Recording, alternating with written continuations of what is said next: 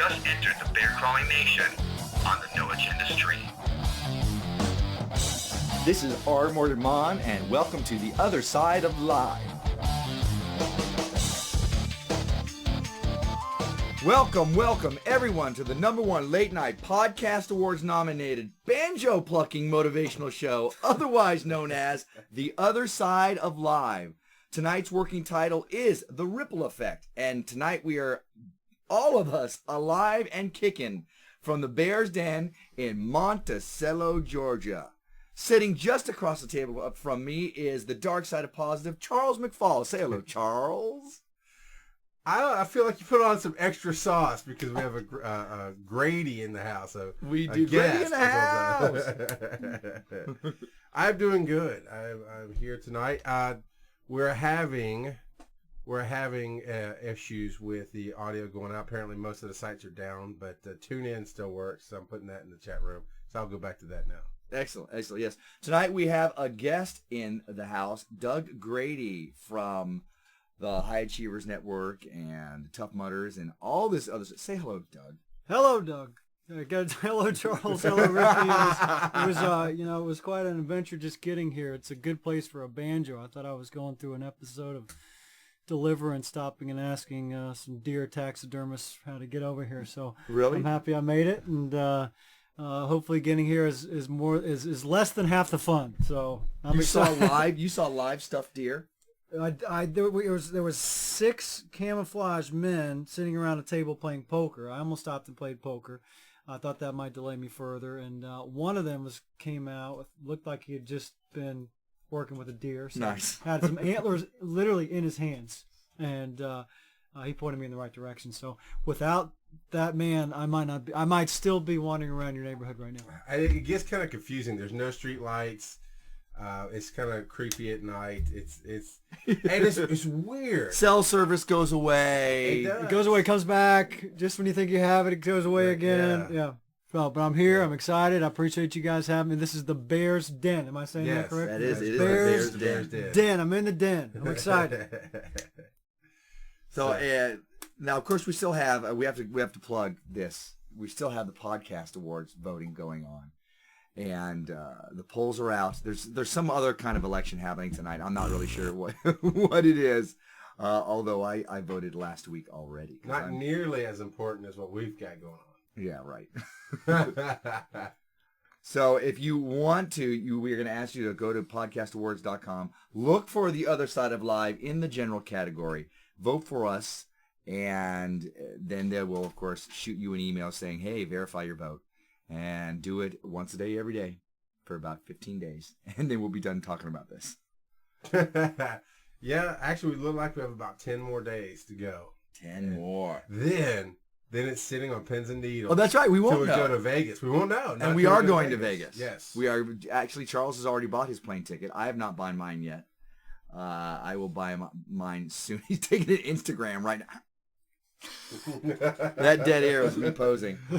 So yeah, great host duties there. Last week on The Other Side of Live, number 68, Ending at Your New Beginning, Success Freaks, which was the end of we went through Raymond Aaron and Sue Lacker's book, which one day I'm going to learn how to pronounce her name.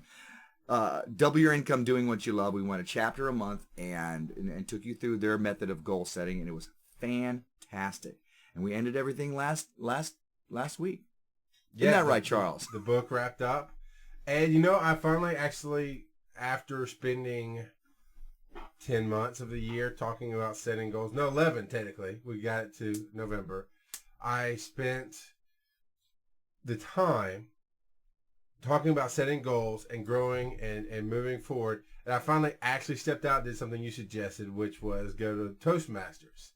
I went to my first Toastmasters meeting, slightly disappointed. Still don't know how to make good toast. Oh, you're not. Yeah, I was so excited when I saw your Instagram. Actually, you had to call attention to it of the little Toastmasters flag that you were there, and all I could do not to just ply you with questions and ask you how it's done so we could yak about it here. Have you ever been to a Toastmasters, Doug? I've been as a speaker, never as a participant. So you just came out of the womb ready to talk. You know, and actually, I was very shy as a kid. I was very introverted. I was insecure. I'm not sure how I became a speaker. My father's a preacher, and I used to sit in the congregation looking at him speaking in front of big groups of people and sharing ideas that could make a difference and principles that could have an effect on people's lives. I remember saying to myself, you know, I will never do anything like that. And now I look at what I'm doing, and I don't know how. I honestly don't know how it happened. I took a public speaking class in college, kind of just to face my fears, to get over it, just so I could get. That's kind of how I've been all my life. I got into sports, and that gave me some confidence. I got into everything that I've ever been weak at. I've tried to kind of face it and get good at it. So somehow I took a public speaking class. I worked on it. I ended up in sales of all things right after college, and that really confronted somebody who's introverted, how to get me out of my shell, learning and growing. And that just kind of one thing led to another. And 4 years later, I got into the training and development business. So you're introverted. You're a preacher's kid. Charles is a preacher's kid as well. I did not know that. I know you were raised in the church. I did not know you were raised by a preacher. So we have some very interesting background in common, Charles. So I'm sure we could swap some stories. What type of church were you raised in? Southern Baptist Church. Not the northern kind, the southern kind. They're very different. Very specific difference there, apparently. Very different. I couldn't even tell you. So you're introverted. You're a preacher's kid. You're, Crapola. What happened? I hit the wrong button and the computer shutting down. Wow! Cancel. Oh, I caught it. So are we still recording? We're still recording. We're still broadcasting. I just got to bring up some other stuff. So we're good to go. Welcome to a live show, everybody. Now, I'm going to try to get my point Live on. radio, ladies and gentlemen. That's right. It's never a dull moment here in the Bears Den in Monticello, Georgia. It's kind of exciting. I think that added something to the show. Yeah. So, preacher's kid, introverted. Let's try this one more time. And yet you went ahead, and when did you pick up the banjo? And why? And you're from Georgia, where deliverance does come from. Why? First of all, I'm not from Georgia. I was born in Florida. I was raised in Alabama. Wait, we're in Florida. I was born in Ocala. That's like north. That's like South Georgia. My parents are not Southern. Both my parents are from D.C. But initially as a kid, my parents pushed things like choir and piano and band and all of these types of learning environments. I was in all of the so-called advanced classes. So here I was, this insecure, geeky, shy kid just didn't do much for my geek status to be in the band and choir and all of these things. So as soon as my parents allowed it, I rebelled and I started to do sports. So 8th grade, I became a wrestler, and I don't regret that. That gave me confidence, and probably more than anything as a kid affected me on a positive state of mind, helped me grow leadership and just grow my confidence. But in doing so, I kind of gave up on the music. And so as an adult, I think I was in my 30s at the time, 32, 33. It does kind of sound like a country story, Ricky. I was driving from Atlanta. I lived in Atlanta at the time, driving from Atlanta to Tennessee. And there's a stretch. My parents moved to Tennessee when I was 18. And so I was driving back home to see them. There's a stretch where all you get is AM radio. And on the AM radio, there was these 5 guys talking about bluegrass and picking the banjo, and one of them said the banjo is the only American invented instrument, and I'd just been thinking I might want to pick up the guitar or something, and so I thought, well, the banjo's a little different. I said something to my father that year for Christmas. He bought me that banjo, and I've had it ever since. Now, does it have a name? Did you give it? I do not have a name. You have a name for your banjo? banjo? For the banjo. Up close and personal, strumming those strings on a intimate level, and yet there's no name between you. Do you do you play an instrument? I don't.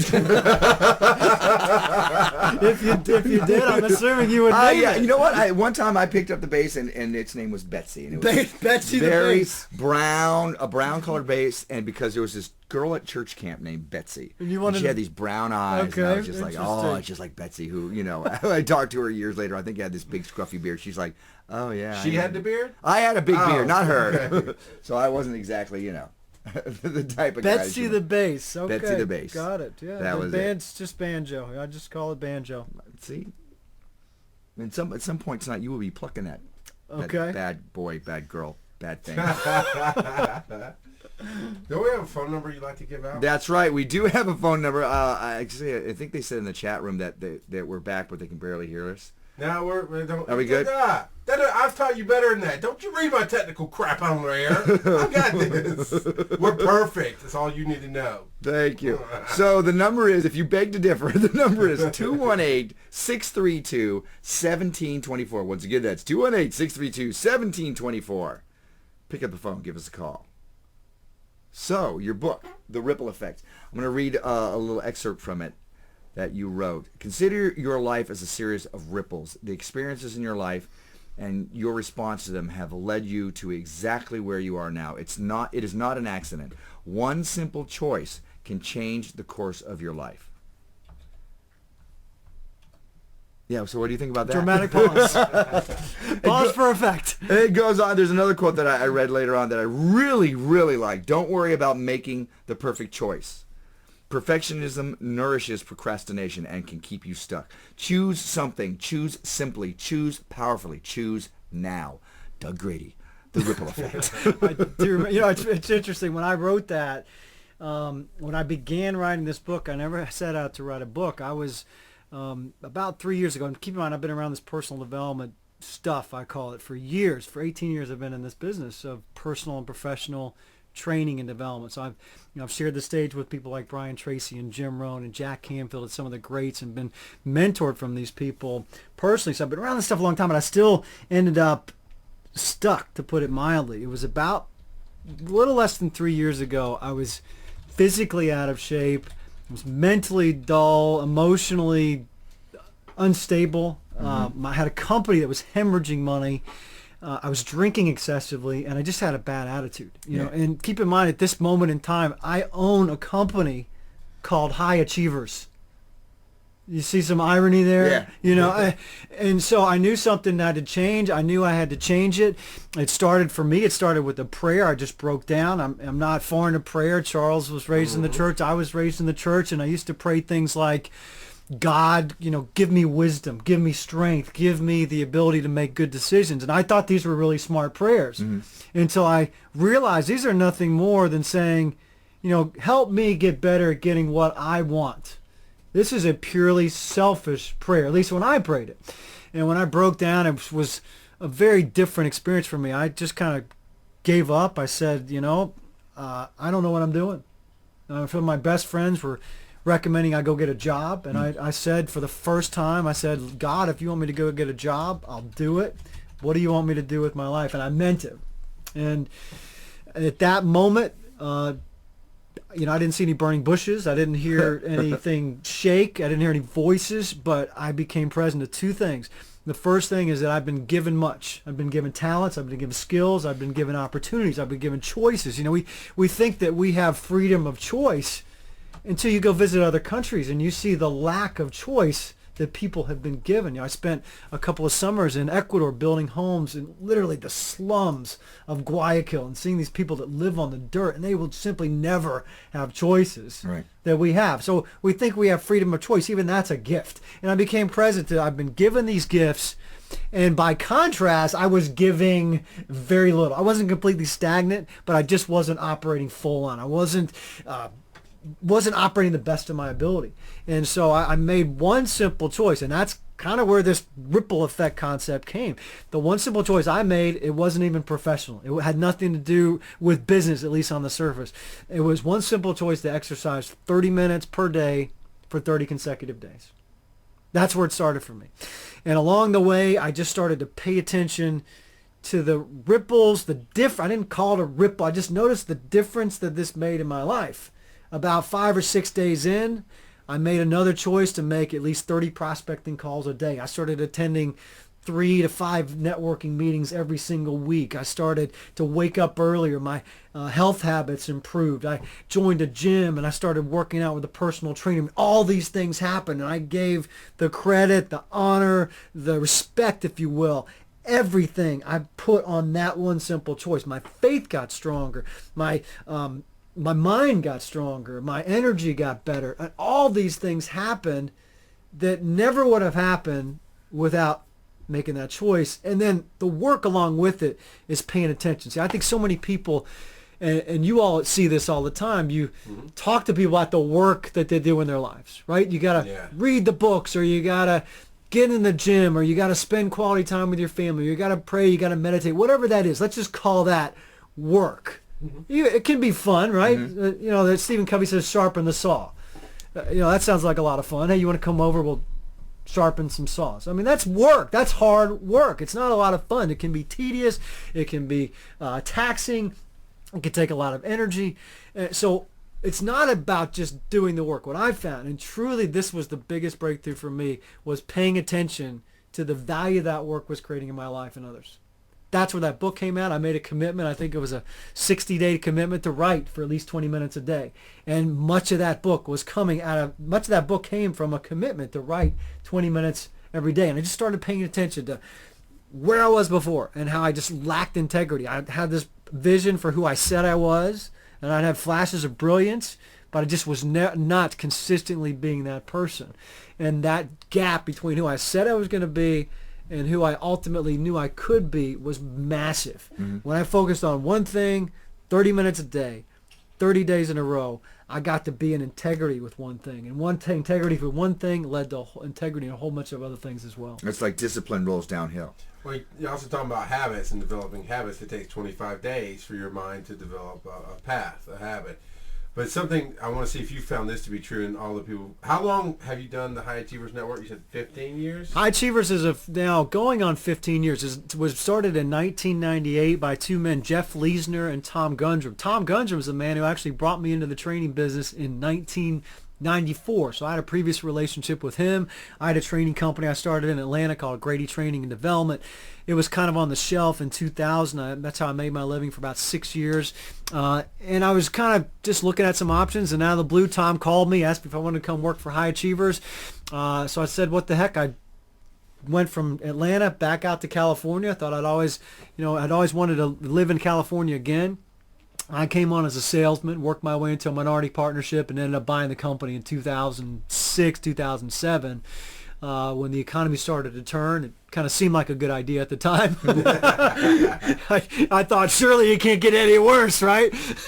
Well, little did we know, but that's how I kind of acquired the company. My partners, I think, were a little smarter than me. They saw the writing on the wall. They wanted out. Let's give it to Doug. And so I ended up holding the bag and thought I could keep it going. So a lot of that started, I got to say, that in some respects started it kind of began the breakdown for me, because I'd always had this thing, Charles, where I could kind of sell my way out of it. Right. You ever heard that? It's nothing you can't sell your way out of. And I always had, all my life since I was in sales, when I figured out how to sell, I could always sell my way out of it. Well, I finally got in a situation, whether it was the economy, whether it was this massive, debt I was holding with the company hemorrhaging money, or some combination thereof, I finally got in a situation where I couldn't sell my way out of it. Meanwhile, I was having other bad habits that were catching up with me, and I ended up just it was kind of like a midlife crisis without the money to buy a Porsche, a 20-year-old girlfriend. It just was very unpleasant, to say the least. And, physical exercise had always been a huge thing for me. That had also been put on the back burner. 5 months sedentary lifestyle, and that was just a recipe for disaster for me. And, clawing my way out of that, I learned things about myself I never knew. I gained distinctions I never gained. And that's where that book came out of.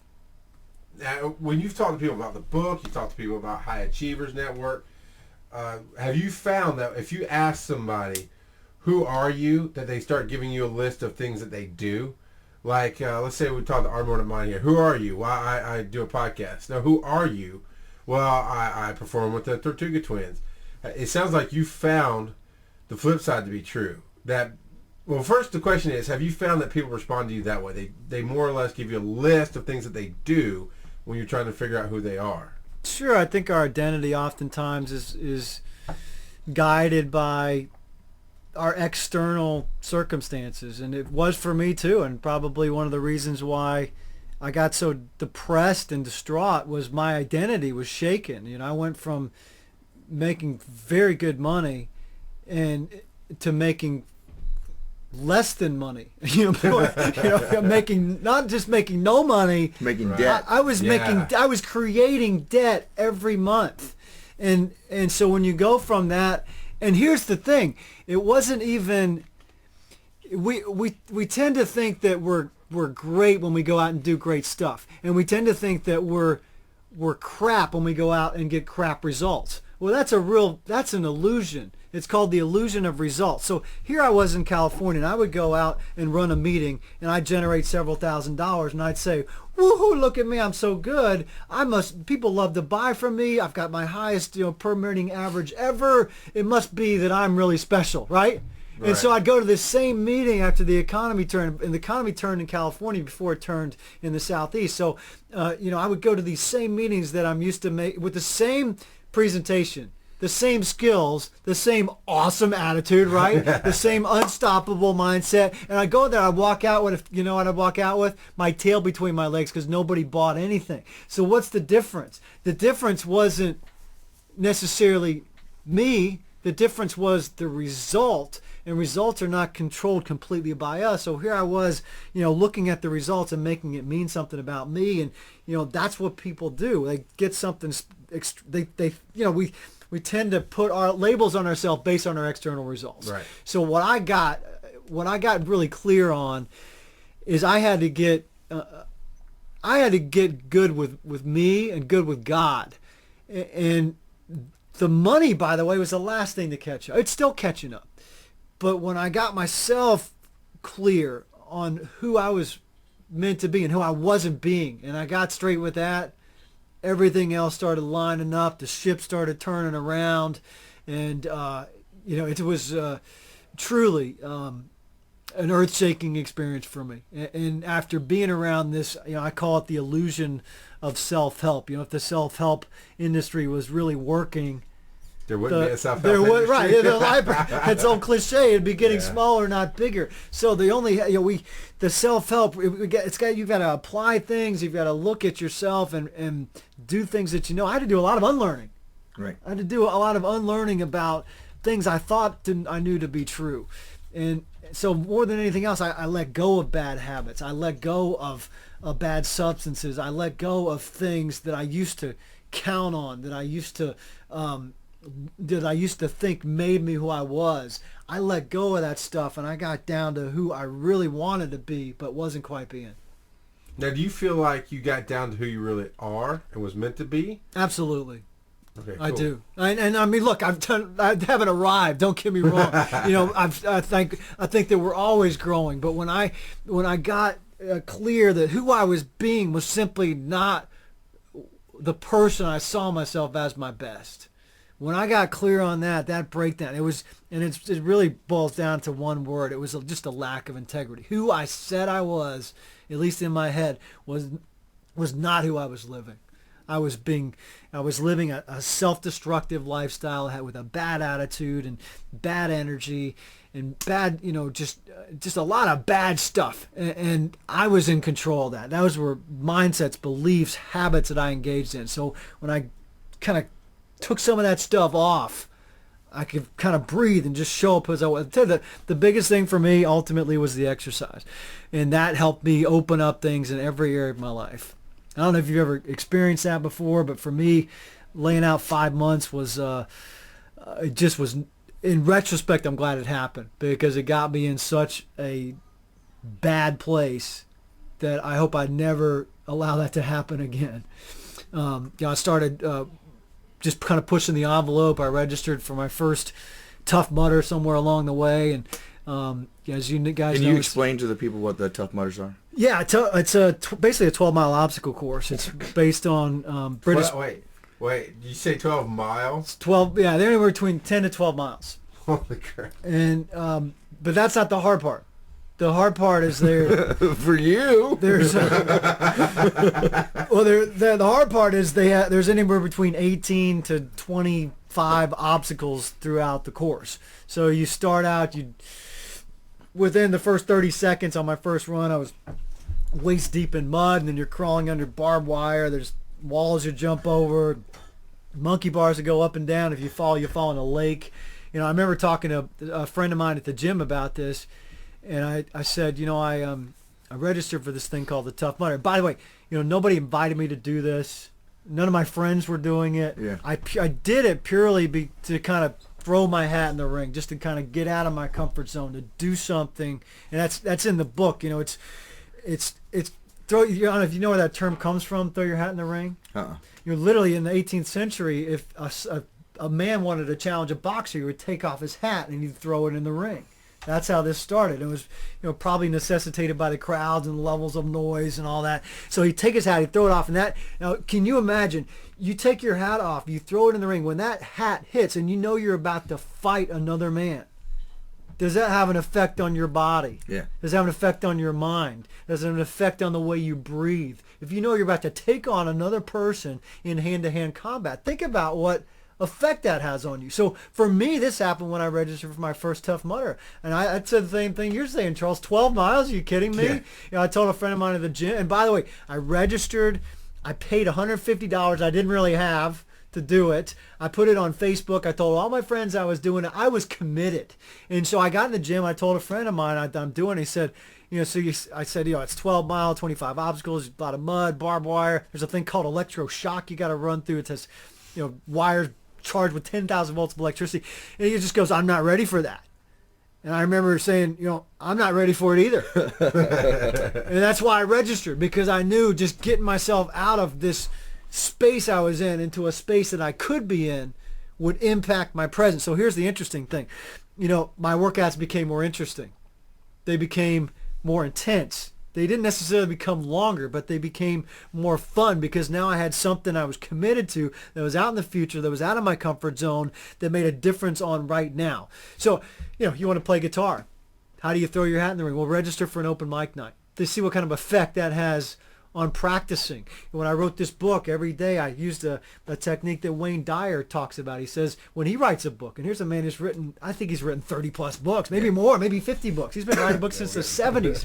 And so even this book, he says he designs the cover and he looks at it every day before the first word is written. So I did this. I designed the cover and I looked at it every day. Well, that had an effect on how I operated and what I did, because I had this future that was pulling me out there. So visualization. It's visualization. It's kind of making a commitment in advance. I tell you, it's more than visualization when you register and pay $150 that you don't have for a Tough Mudder. It's called throwing your hat in the ring. And so that was a real powerful thing. And I've endeavored to do that with other things in my life. Someone very close to me went into my computer and actually stole my manuscript before it was even a book, and put the manuscript into a book-like form and gave this to me for Christmas. And so when I saw this in book-like form, now it went way beyond just having the cover. I could see it. I could touch it. It was a book that wasn't yet, but it was a book, right? And so that increased the speed at which I got this done. Within, I think, 4 weeks of seeing this and touching it and feeling it in my hands, I had the completed manuscript. Without that, it might have just lingered on for another 3, 4, 6, who knows, months before I actually got it to the publisher. So these are things that people can do anytime. You look at the life you want to have, make a commitment, put it out there. If you want to, win a sales contest, well, book a hotel room and pay for it in advance to celebrate for the contest you haven't won yet. That's called throwing your hat in the ring. You were working out long before you did the Mudder. You said working out, athleticism has been a part of your life for a while. Right. Did you find that, obviously from what you're saying, it is, I really just want to paint the picture for the audience of how you do everything with your life, any goal you set forth. Our Mordant Mind and I've been circling this whole public speaking thing now for about 6 months, and we still haven't broken the seal. I mean, the bottom line is we haven't quite broken the seal. I did a panel, but that's my wheelhouse. We need to get out and do something that's not... We need to throw our hat in the ring somehow. Yeah, absolutely. Can I speak to that for a second? Yeah, go ahead. Here's how you do that. Can I tell you how to do that? No. You don't want to tell you.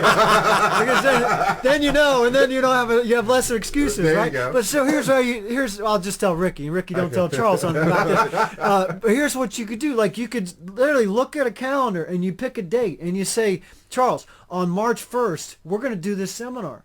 and you book the hotel room and you pay for it. You make it someplace that's not going to be free. You pay for it. And you pay for it. And it doesn't have to be an exorbitant amount of money. Be responsible. Sure. But find a room that you have to pay for. Right. And book it and make it non-refundable. Right. And then put it on your counter and make the brochure. And now you got March 1st coming up, or whatever day it is, and today is November, whatever day it is. Okay, that's called throwing your hat in the ring. Right. And now now it's today. So how we want this thing's going to happen? So how is it going to happen? Right? I knew the mutter was going to happen. So how am I going to show up? Am I going to show up struggling and crawling and walking the whole way, or am I going to show up ready to rumble, to training to the best of my ability, so I can tackle this thing like a champion?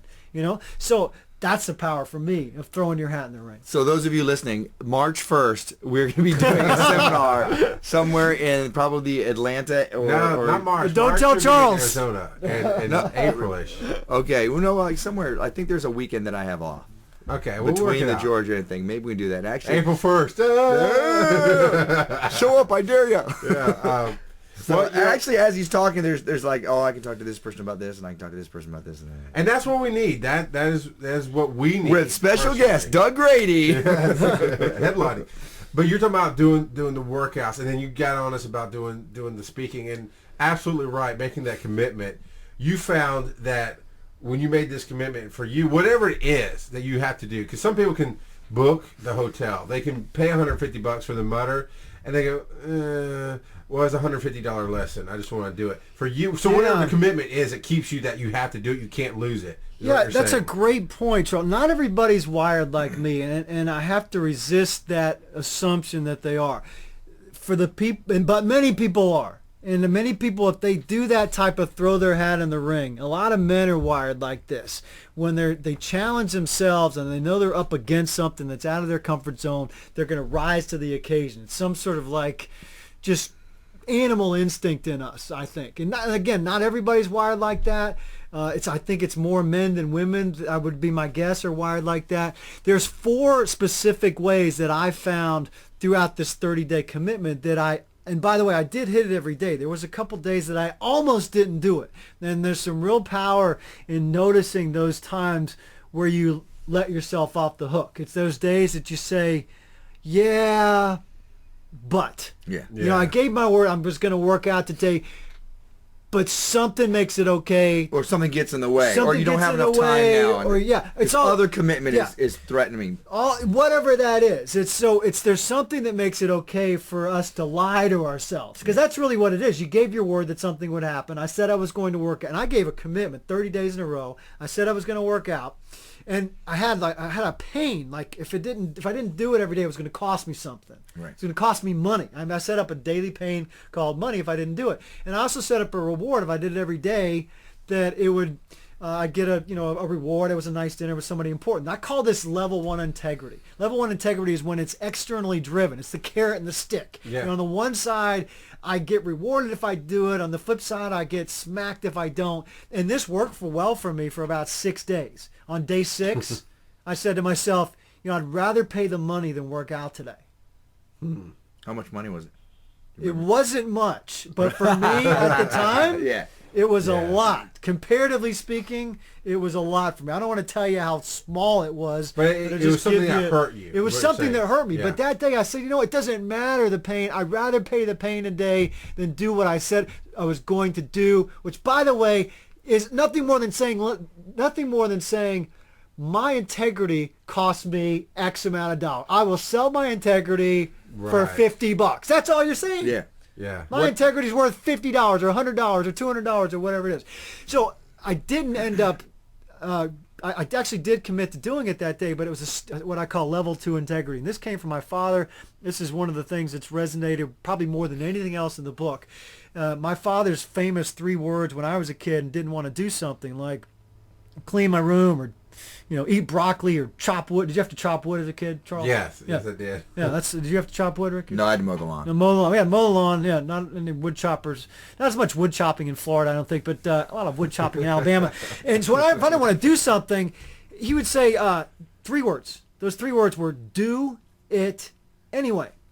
And man, I hated those words because they cut through all the clutter of, Dad, I don't feel like it.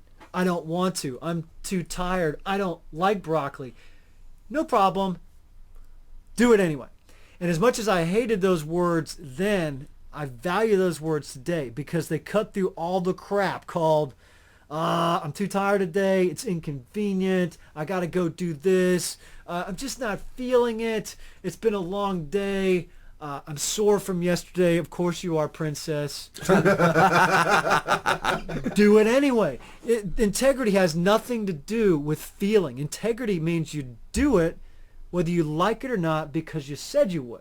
And so this is level 2 integrity. You do it anyway, whether you like it or not, whether it's convenient or not, whether it's fun or not, whether it's interesting or not. So there are days I'd show up to the gym, literally just kicking and screaming, just check it off the list. I'm only doing this because I said I would do it. I'm certainly not going to like it. It's not going to be fun, but I'm going to do it. And I would just do it anyway. And I'd be counting the minutes.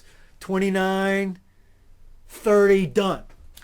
But the win here is that you did it. And doing it, in my opinion, is always better than breaking your word and not doing it.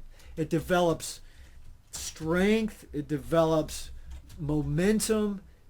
You know, there were days that I made a commitment to call, for example, 20 people a day. And inevitably, those days I didn't want to call, I get in touch with that one elusive person, and I book that one elusive meeting. Miracles happen when you show up and you do it anyway, particularly when you don't want to. And ultimately, you develop momentum, you develop character. So that's level 2. Are you? And speaking of calls, if you want to call in on this, 218-632-1724. Pick up the phone, give us a call. Let us know your thoughts on Do It Anyway and the ripple effect. Once again, that's 218-632-1724. Charles is busy right now trying to electrocute himself by spilling water all over his computer equipment. And here's the thing. I hate spills. Man, talking about going back in life and the things in life from your childhood that just enrage you. I was always treated like a klutz, always taught to, like I was going to kill people just because I was taller and bigger than everybody else. I hate spills. It makes me feel so inadequate. And yet tonight I've done it at least twice now. And it hasn't bothered me because I'm still focused on what we're talking about and what we're doing. And that's just showing how much I've grown. That is just the ripple effect of what's going on here. There you go. Well, Doug came in and he set the tone. He said he had a great feeling about tonight. Of course, he didn't tell me it was a wet feeling, but that's all right. Oh, boy. Now, you talk about how you start something and you got to keep going through it. One of the other things you've said in your book is character is the ability to carry out a good resolution long after the excitement of the moment has passed. And that's a quote from Cavett Robert. One small step consistently repeated will take you to the most fantastic places. And it's up to you to keep moving forward with that and deciding to do that, to have that integrity, to be your word. Yeah. Because if you are your word, then suddenly your word has a power not just to make you do things, but also to create reality in your life. Because if you are your word, and if you say I'm going to do this, and you wind up keep doing it, and this is going to happen, and you keep applying yourself so that this happens, then you come to that place where you really believe that. You just speak your words, and then magic happens, and then reality changes because you are your word, and that affects your reality, and it actually stirs the quantum soup around you because that is your belief. Right. And that's what I was telling my son the other day was. He has a hard time with math, and I've been using this on his level. He's 7 years old. I've been using this on this level. I told him that, I said, you can do everything that school throws at you. Do you believe that? Of course he goes, yeah, that's my bull. Because we wouldn't have been sitting here an hour arguing over math if you believe that. I said, do you truly believe you can do everything? He goes, well, maybe. I said, there it is. So there's actually no maybe in belief. You either believe you can, because if you don't believe you can, you believe you can't. And that's where you're struggling here. And what you're talking about, the word, we always bandy about you are what you say you are. You live where you believe. And you may not have believed you could have done the Tough Mudder. What you did was you threw it all in. No matter what you did, you threw it in. You were committed. Vegas, I was flip-flopping on Vegas. It had to come this way. The universe has to make a way. God has to give the money, whatever. It's a lot of money to go. And what happened was I got so much overtime I can't even see my family, but it's paying for the trip. Yeah. And for the nice camera that I bought her today. My wife loves her Happy Vegas, photography. baby. Yeah, there you go. But the thing was, once we bought the airfare, once I bought the airfare, which for me was throwing my hat in, there's no going back from that. It's going to be a huge pain to cancel. Committed. Right. I was committed. It's changed. It's okay. We're going to Vegas now. Now, how everything else is starting to fall into place. It's committed. People can do that on such a small scale or a big scale. You, Mordant, you were doing Mordant World Radio to start with, and I was just editing, producing it. And then you wanted to do, I taught you about doing live.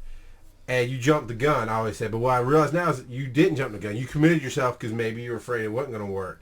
So instead of waiting the 3 or 4 months before you got here, you said, okay, we're going live next week. I went, no. Let's wait till you get here. I can walk you through the steps. I wasn't planning on being his partner at the time. And he's like, no, we're doing it next week. I said, okay, it's your death, man. But he did. He jumped in, and now I can see it. I can see that was your commitment so that you cannot back out. What about telling other people? What about telling, with me, Toastmasters has been always on the radar for a year now or more. Just never quite, actually no more than that. Because I looked at Toastmasters when I was still working in an office, and that's going on 2 years ago that I've been working from home now. Right. So it's been on the radar, but last night was my first time. It's because I told my wife about it. And for her, that was it. I told her, she said, okay, well, we can work it out this way. You can go. Well, if it doesn't work out, she's, why wouldn't it work out? I'm holding the kids. You can go. Okay. But that was my pain, because then I have to look at her and go, and for me, is in all honesty, I would have to look at her and go, I'm a failure. I just didn't do it because I'm a loser, and I chose to live in failure. And I didn't want to do that, so I went, and it was great. I got ribbons and everything. It was cool. Fantastic. So that's something that was on your mind for quite some time, right? The Toastmaster? Yes. Yeah, it's been, I don't know, a couple years. Yeah, and so this happens for a lot of people. They have something it's that little voice that should be telling you something. You know, it's, I should do this, or, you know, I'd like to pick up the guitar, but then people get stopped. So we have something that pops up, and then somehow it gets stopped. All the fluff and all that stuff that gets in the way. And so 2 years later, you did it. So, yeah. You know, the reality is there's always one step that we can take. There's always one step. And so it's just taking that first step. For me, that first step was 30. I knew I could do 30 minutes a day, 30 days in a row. And that's all I did. It's 30 minutes a day. 30 Are you aware of days The in a row. Power of Habit, the book, The Power of Habit? I've heard of it. Huh? Fill them in on building habit. Well, as far as changing, there's 3 steps to a habit. There's the thing that starts in the beginning. I can't remember the words for it. There's the trigger. The trigger. There's the routine, and then there's a reward. You know, if we talk about people who are alcoholics before, the trigger was they're under a lot of stress, or they just want to go out and be with their friends or whatever. The routine is going out to the bar and drinking a lot and doing all that stuff. The reward is, I'm relaxed and I'm in my zone, or I'm out with my friends. And what happens with people who get out of that, want to change that habit, you know, the trigger is always going to be the same. You're going to have your stress. You're going to either want to be social. Whatever your trigger is going to be the same. You change the routine so that you get the same reward. And that's something that AA does, is that they change the routine from instead you're going to go to a meeting once a week, so you're fulfilling the social integration, and you know it's going to help you relieve your stress because you're working with people who are helping you with your commitments, and so you get that reward at the end. So that's the creation of a habit. You know, you have the trigger, you have the routine. And how long does it take to change that? Anywhere from 25 to 35 days.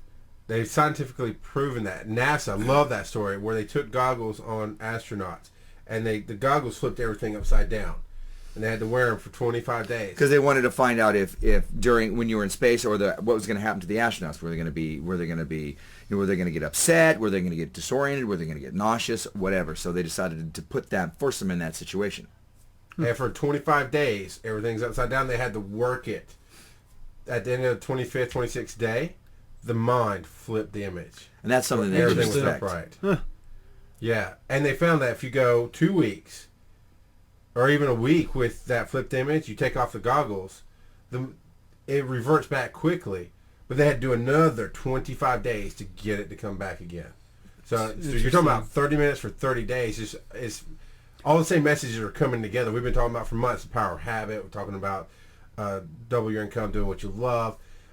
That 30 minutes for 30 days, or for me, I've been losing weight using an app on my phone. It takes less than 5 minutes a day to just log in what I ate. Mm-hmm. And it keeps it in front of me. But that 5 minutes, it took probably about 30 days to where it was just, where's my phone? I need to put my food in. I'm always thinking about that now. Right. Right. And we gotta pimp it out that the NASA story is a Jack Canfield story. Great. Yeah. Jack's been on our program a couple times, and he's one of my favorites.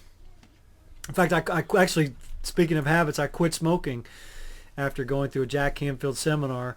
In his book, Power of Focus, he's got a section on how to eliminate bad habits. And so I decided to take on quitting smoking. This was 2003 in Southern California. I was smoking close to 2 packs a day. And about 4 months earlier, one of my fraternity brothers had sent out an email, a mass email, challenging a bunch of us to do the New York City Marathon.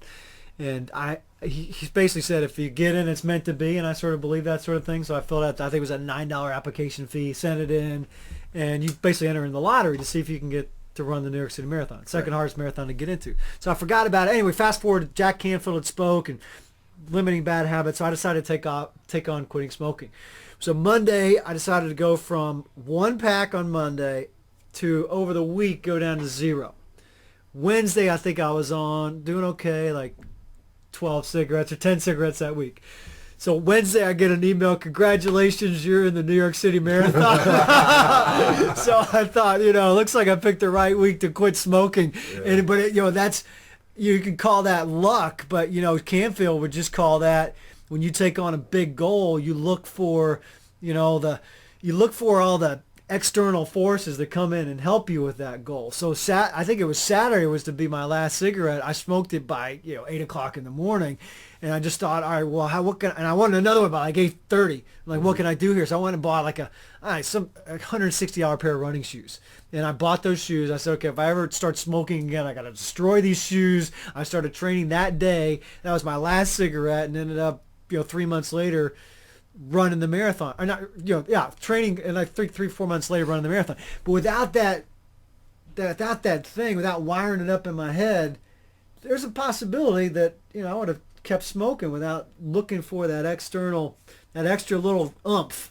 What you look for, you find. Yeah. If you look for the reason to go back to smoking, one of my favorites is somebody in the middle of smoking. A tragedy will always occur because they're fighting it, but somehow, some way, they're thinking, I'm okay now. If something bad happens, I'm broken. And somehow, some way, a tragedy always occurs, and they go right back to smoking. Well, it's because my mom died, or because all these bad things happened. The car broke, and the kid broke their arm, and I'm just stressed. Well, you're always going to be stressed. That's life. But if you you're talking about, you're looking for the positive external forces, you keep moving forward, like being voted into the podcast awards and grabbing a trophy in Vegas. That's what we got to do. That's exciting. That's our personal, or if you're listening, that's our personal go-to goal right now. Vote right now. When you talk about the tragedy happenings, they talk about that in The Power of Habit.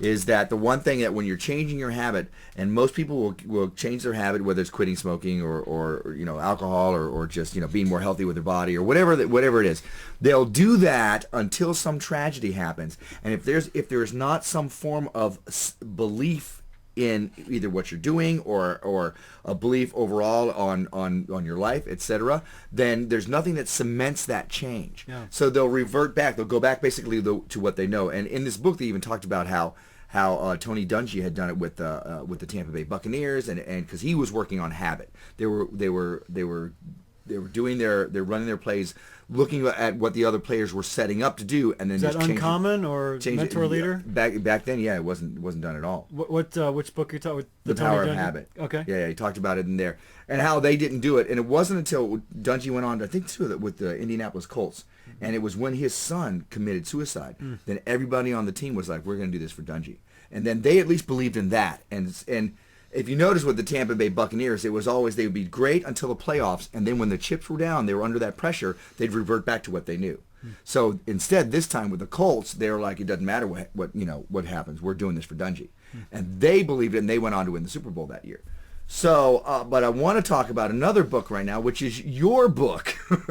You get into how the ripple effects changes you. You get into Inception, choose your commitment, follow through, and those different things. Can you speak on those for right now? Yeah, I think one of the most important things is to do something.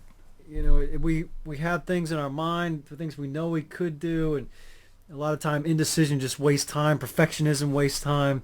It doesn't have to be the perfect choice. Hey, look, it's only 30 days, right? So you just do there's always something that we can do that can make a difference. So it's picking one thing. If I asked you right now, what's one thing that you would be willing to give up or take on for the next 30 days that you believe would have a positive impact on your life? You could probably come up with at least one, right? Yeah. So, do you want to say what? I'm not going to put. No, you on the I like spot, you. I like your Put him whole. on the spot. Put him on the All right, spot. so I'll let Charles put you on the spot. So what would be one of them? Writing for 20 minutes a day. Okay, so writing 20 minutes a day, that'd probably make a positive impact on your life. Yeah, and So- it's honestly it's also simple enough that it's like, look, come on, it's 20 minutes, dude. And I did it with a friend of mine before, with Allison Williams that we had on the show before. We called it our 20-minute miracle.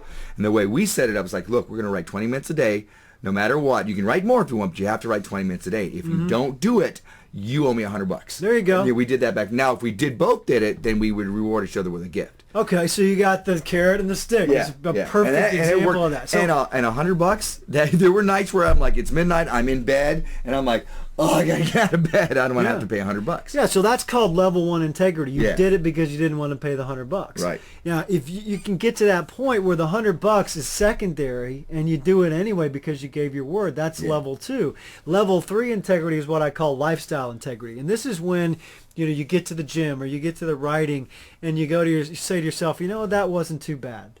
That didn't suck today. That workout, that push up, that pull up, that what I running do now. experience. It's just part of my life. It's you guys remember that self-help classic, green eggs and ham, right? Yeah. I do not like green eggs and ham. I do not like them. Sam, I am. What does he find out at the end of the day? I like green eggs. It's the same thing. It's when what you're doing becomes a being. It's just a natural expression of who you are. And that's what's missing. I believe, Ricky, you talk about the people that give up the drinking or they give up the smoking and they go right back. You know what happens? It's a doing and not a being. That's why it's so important to not just do the work. People that are close to me, they hear me say this all the time. It's not enough to show up. It's not enough to do the work. In other words, it's not enough to write 20 minutes a day. It's a good start. Right. But to get the real power out of writing 20 minutes a day, you got to pay attention. You got to pay attention to what difference is in your life because you're writing 20 minutes a day, because you're honoring your commitment. What's different about your energy? What's different about your friends? What's different about your experiences? And forcing yourself. There were days when my brain would go, nothing's different. I'm sore, I'm tired, I'm hungry, I'm angry, but I would force myself. Okay, maybe I had a different conversation that I wouldn't have. Maybe I got up a little bit earlier. Maybe I had a little different connection with a person because my energy was and you just force yourself to pay attention to that stuff. That's the ripple effect. It's not just doing the work. That's a good start. It's not just showing up. That's a good start. It's not just honoring your commitment. That's a good start. It's not just doing it anyway. It's paying attention to the power of all that stuff. So how do you do that? Did you journal it, or did you? Personally, I do what it in did a you do? journal. Yeah. Yeah. And I still have tendencies, to get, where I get kind of self-absorbed and maybe negative. And physically, I've been a little off this week with, just some sinus congestion. And it's really bothered me more than I'd like to admit. And so when I get bothered, I tend to get kind of negative. And, I was talking with my business partner just yesterday. He's like, you need to read some of your own stuff, man. I'm like, oh, okay, well, thanks for that commitment. And he just challenged me. He said, let's do a 30-day commitment. Let's do a gratitude journal for the next 30 days, every day. So every day, I'm on today's day. How was 2. that when he said that? When he said that through your own words, like, what was the first visceral reaction? Were you like, yeah? Were you like, I honestly, I'm aware enough of myself to know these things. I said, what I actually said is I said, why do you think I write this stuff? Mm-hmm. And how do you think it's so easy for me to write it? It's because it's true for me. Right. It's true for me because it's me. It's me that's negative. It's me that's pissed off at the world. It's me that's frustrated and angry and playing small and all those things. And so how do I look at that, who I'm being, and get myself into somebody who's fulfilled and excited and loving and happy and joyful and present to the man that God created me to be? So I do that by, paying attention and asking better questions and making these commitments to myself and looking at what's happened to my business and looking at just being here right now and looking what's happening with the book and with, motivation, which we haven't talked about, but, just with what's happened. We just had 15 people run the Tough Mudder in South Carolina. I mean, that was incredible for me, to have 15 of my friends and fellow members doing that. That's just stuff, that's not normal course of that stuff never would have happened without doing the work and paying attention to what's happening as a result of it. So just to give your listeners some specifics, what we focus on often comes from our questions. I can tell you there's many times when I would show up in the gym and I didn't feel like I was making any progress, and I'd say, gosh, why is this so hard, right? Why am I not making any progress? And these are questions. If you ask questions, you will get an answer. And so it would just be this downward spiral because I suck, because I'm an idiot, because I'm not, I don't have what it takes. There's something wrong with me. And so you go just down deeper into the rabbit hole and you end up stuck. So what's the answer? The answer is in the question. Well, what's different about my life? What am I grateful for? What can I affect change in today? Yeah, I mean, how can I be present right now in this moment? What can I learn right now? So I forced, and a lot of times it's forced. I got to tell you, it's still sometimes I have to force myself to ask these questions because my natural knee jerk is to go to maybe, gosh, why is this such a pain or whatever, So initially you just got to force yourself, and then it becomes a little bit easier, a little bit easier. I still have my moments, but part of it is just catching yourself. So when I have this thought in my head going, there's something wrong with me, or I'm not making any progress, or this sucks, or whatever, I kind of try to look at it from the outside. Okay, well, that's an interest, and kind of get curious at it. Well, that's interesting. That's an interesting thought. Is that serving me? Is that a thought? Do I want to choose this thought, or do I want to choose a different thought right now? And a lot of times that helps me to just go in a different direction. Carl Jung, the famous psychologist, he said, what we resist persists. So a lot of times it's just being aware of this energy. And I used to do this a lot. I'd feel bad, but then I'd feel bad because I feel bad. Mm-hmm. You with me on this? Like, I'd be upset that I was upset. I would be pissed off that it wasn't enough to be pissed off. Yeah. Now I'm pissed off that I'm pissed off. So can you just be pissed? Just be pissed and be okay with being pissed. Just be frustrated and be okay with being frustrated. And know that it's a choice. I can choose to be frustrated, and I can choose to focus on something else. And so that's helped me, and I'd strive to help people, through our coaching and through our training with that sort of thing. And a lot of it's just the questions we ask ourselves. Right. You touched on something just for a moment, and you're like, you mentioned that. What's motivation? Yeah, motivation was just my way of taking what happened for me with the Tough Mudder and putting it into my business. Basically, any of our members, whatever level they're at, we have them come work out with us at a professional gym. I met this man. I'll make this a quick story, but I met this man 2 weeks into this 30-day commitment. The man's name is Day Adioba. He's become one of my best friends. He's been a mentor of mine. He's just a fitness phenom. I was Friday night in my apartment, and keep in mind I was hemorrhaging money. I was by myself on my second bottle of wine, half drunk, and a friend of mine who I hadn't talked to in months called me up and said, "Hey man, we're gonna go to this boot camp tomorrow with this man named Day Adioba with this gym called Your Day." I said, "Yo man, I'd love to. My massive plans for the next day were to go pawn my car so that I could stop some of this bleeding and maybe catch up half a month on rent." So I said, "Joe," and I was, kind of inebriated at the time. I said, "Joe, man, I'd love to, but I got to go pawn my car," and so it was kind of funny in a very depressing sort of way. But he said, I got a better idea. How about I move in with you? And so anyway, that was another answer to prayer. I said 3 months up front and you're on. And so he showed up the next day with a check, and I went to this boot camp with Your Day. So this is, gosh, maybe 2 years later now, they've become a partner of ours, and I'm able to bring our members in and to work out with professional trainers in a private gym for free, just as a part of their membership. So we have anywhere between 15 to 25 people show up Tuesday nights. They're there tonight without me, and they go through one of the most brutal workouts they've ever gone through. But it's not about, it's not even just about the workout. It's about how do you show up in the workout? How do you show up when you hit that wall? How do you show up when you can't go on any longer? What's the voice inside your head? How do you break through that? And I'll ask people, well, what did you learn today? What's an empowering thought that you have? What's a disempowering thought? How is this showing up in your life? I had a man come up in motivation, and he speaks with a little bit of an accent. He says, I have a secret for you. he said he started coming, I think it was maybe 10 weeks or so prior. He said he had a business. He installs high-end stereo equipment. His business was flat. He was considering, basically canceling, basically shutting down the business. He said in the last 7-8 weeks, something like that, he said he's generated $60,000 in sales. He said that was just a huge difference maker. He said, I owe it all to motivation. He said, it's the only thing I've done different. And this is the line he summed it up. He said, when I don't give up in here, I don't give up out there. That to me is motivation. It's busting your butt in the gym, not for the sake of losing weight. You're going to lose weight just by showing up. That's a byproduct. It's not for the sake even of having more energy. That's a byproduct. It's for the sake of the breakthroughs that'll show up in every aspect of your life if you don't just do the work, but you pay attention. Right.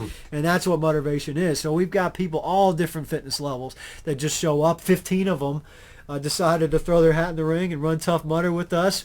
We had a woman, her name is Deborah. She celebrated her 60th birthday running Tough Mudder Carolinas with her 3 kids and her husband. And man, that was just one of the coolest things I've ever been a part of, having her and 14 other people run that thing with us. And it's like, this is not a commercial for the Tough Mudder. It's a commercial for putting your butt on the line, throwing your hat in the ring, getting out of your comfort zone, and paying attention just to what shows up. Sometimes, especially for men, you got to kind of go through the gut to get into the heart and into the head. And when you get in the mud or you get in the gym, proverbially or otherwise, you allow a lot of that stuff to show up. That's been one of the most rewarding in 18 years of personal development. It's probably been the coolest thing I've ever been a part of. That's fantastic. Well, I think that we started this show with a slight mention of something, and I want to, we're coming close to the end, I want to bring it up again, and we talked about some banjo plucking. Oh boy. And you did bring your banjo. I brought it. I don't know. The nameless one. He who shall not be named. You brought two banjos? No, I said I don't know if it's tuned. Oh, it's tuned. Oh, tuned. It's a banjo. Who's going to notice? Nobody will know.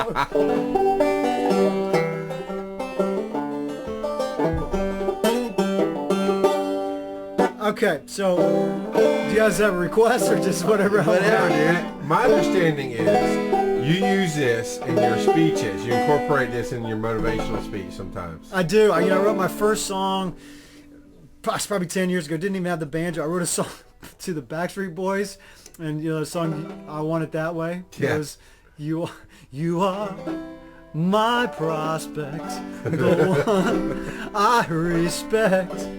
Believe when I say I want a sail today. Tell me why I have to hear objections. Tell me why I have to feel rejection. Tell me why I always have to hear you say you'll call me Tuesday, 'cause I want it today. So I sang that in a workshop on a dare, and I had a couple of key people. This was out in California, a bunch of nuts out there anyway, but I had a couple of people that just really locked into me. They said, it's really kind of cool. You should really go for it. And so I wrote another song, and I wrote another song, and I wrote another song. And the one that's become kind of a YouTube hit, if we got just, I wrote a song for the Tough Mudder. After I ran the Tough Mudder, I wrote a song, I sent it to him. It's become, a little bit of a hit, and it's kind of about it's more of a metaphor. For me, the Tough Mudder is a metaphor of taking on obstacles. What do you do when you're stopped? How do you carry on when you fall down? And that's what the mutter was for me. It was just sort of a metaphor, a microcosm of life. And when I took that on, I trained for it, I worked for it. And then, by the way, I used to say the hardest part about a marathon is not the marathon, it's the training. You've probably heard that, right? Mm-hmm. So I thought the same thing for the Tough Mudder. I thought hardest thing about the Tough Mudder is not the Tough Mudder, it's the training. Until I got to the Tough Mudder. That was way tougher than my training. So it was just an example of how life just kind of throws stuff at you, and it's how do you handle it. And before this 30-day commitment, I wasn't handling life so well. And through that 30 days and registering for the Tough Mudder and writing the book and writing the song, it's been a ripple effect. So, how long ago was your first Mudder? It was April 2010. It's about coming on 3 years now. How many have you done since then? It was April 2011, so it's 2 years. Okay, 2 years. So I've done 4. So the first one I did was Georgia, and the second one I did, kind of threw my hat in the ring with this too. A buddy of mine was out in California, and I said if he registered for the Tough Mudder, I'd do it with him, knowing that he wouldn't. And like 3 weeks later, he said he was doing it, so I gave my word, I was in. So I flew out to Northern California and did Tough Mudder with him there. I did Florida, and then we did South Carolina. So this is the Tough Mudder song. It was a beautiful morning one Saturday as I began to make my way to do this thing they call the Tough Mudder. Well, I trained for it, I could hardly wait, but I guess I did not anticipate this was no ordinary run, my brother. We were crawling through mud and under barbed wire, jumping over walls and running through fire, swinging like monkeys, all kinds of crazy stuff. By mile 3, I was battered and bruised, I had 5 pounds of mud and rocks in my shoes, I guess that's why they call this Mudder tough. I'm one tough mudder, and I get her done. It ain't always pretty, it ain't always fun. I'm one tough mudder, I fight till the end. When life gets muddy, I get tough, my friend.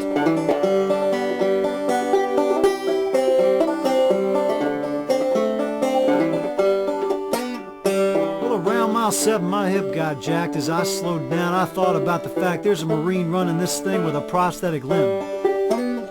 So I fought the pain and I ran and said a prayer for that man and all the wounded warriors just like him. 'Cause he's one tough mudder, and he got her done. He fought for our country so we could have fun. He is one tough mudder, he fought till the end. When life got muddy, he got tough, my friend.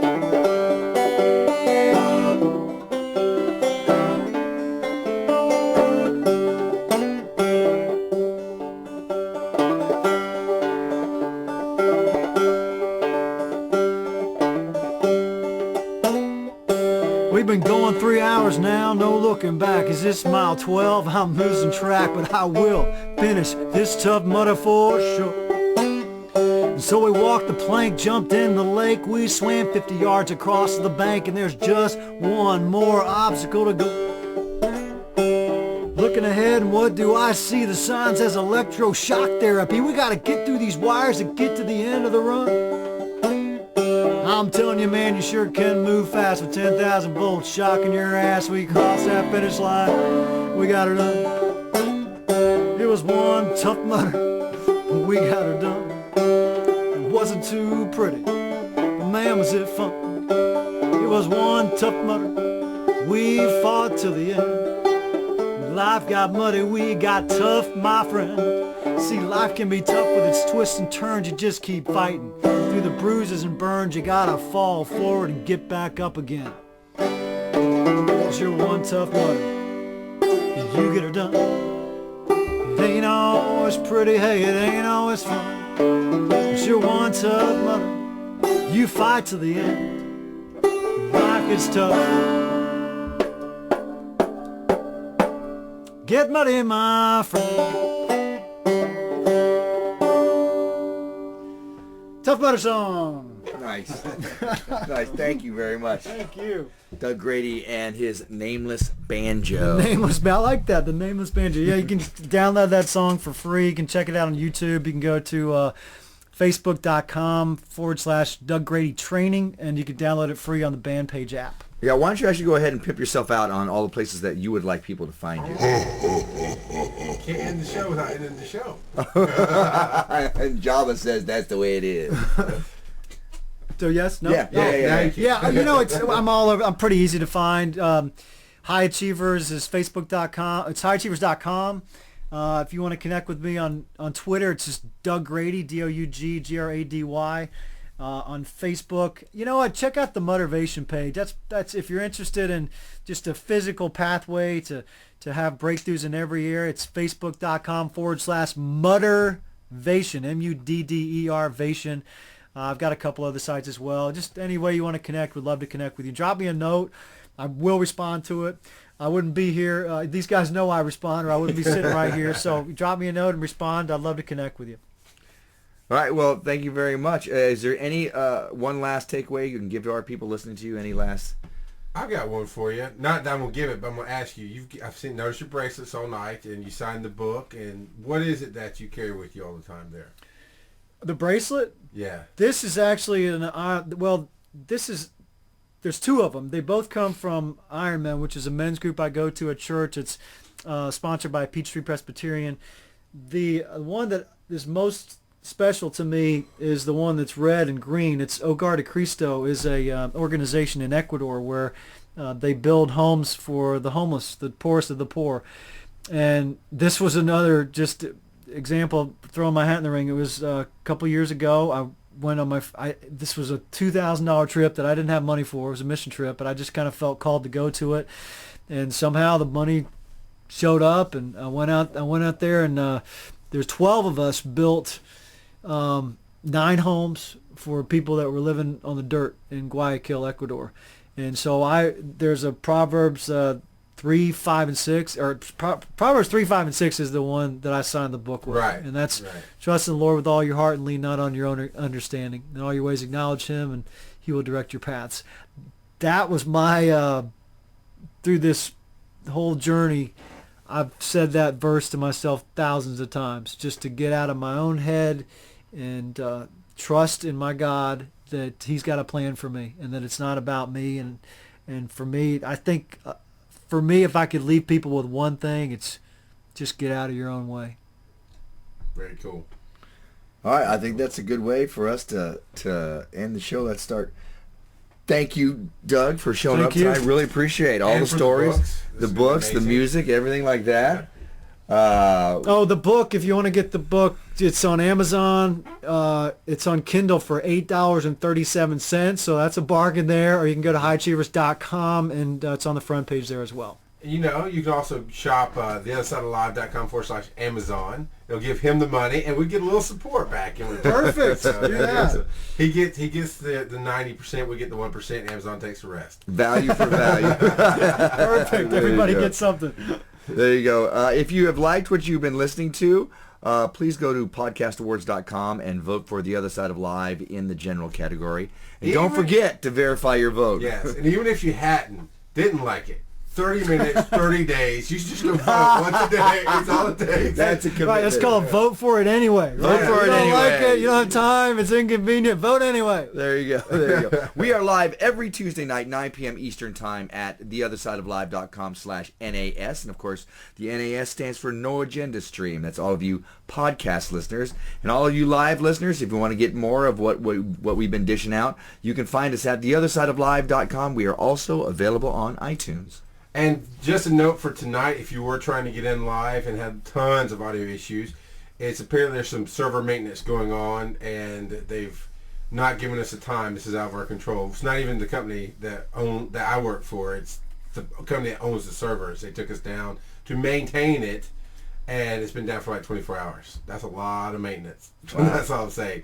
So definitely check out the live show next week. We'll be back. Well, we're here. You weren't. So really, whose fault is that?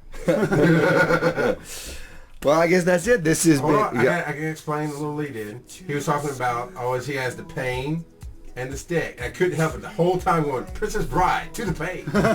So now, I just wanted to put that in mind. Now, go ahead. All right, this has been our Mordant Mon. To the death. No, to the pain, Bear.